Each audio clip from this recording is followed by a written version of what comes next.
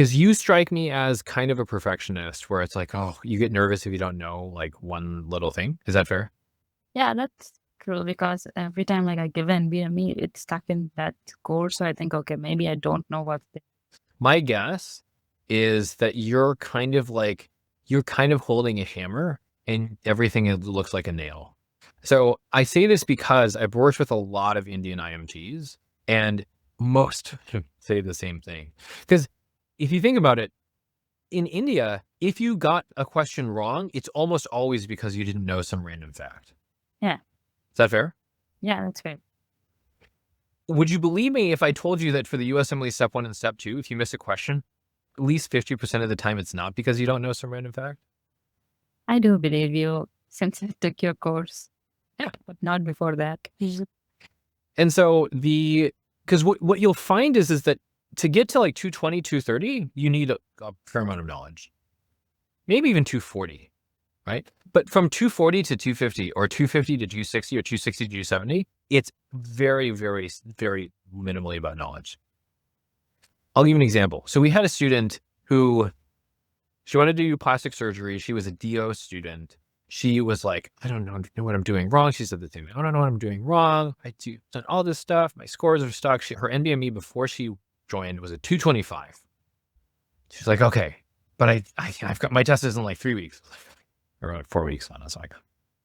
So what do you need to do? We did another session and we analyzed her interpretation.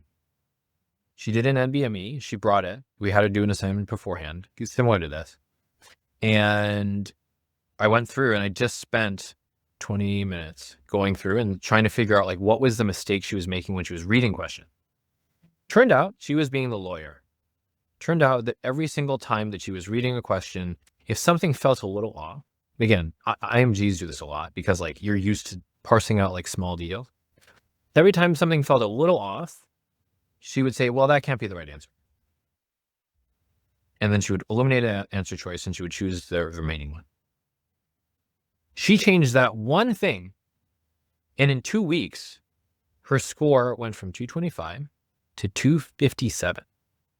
Now, do you think it's possible to get 30 points worth of knowledge in 2 weeks? To learn 32 points worth of like random facts or details in 2 weeks? No. But if you have, obviously, like if you've got 10 problems of question interpretation, this doesn't work. But she had one problem of question interpretation. So we just figured out what that one problem was and she solved it and her score jumped by 32 points.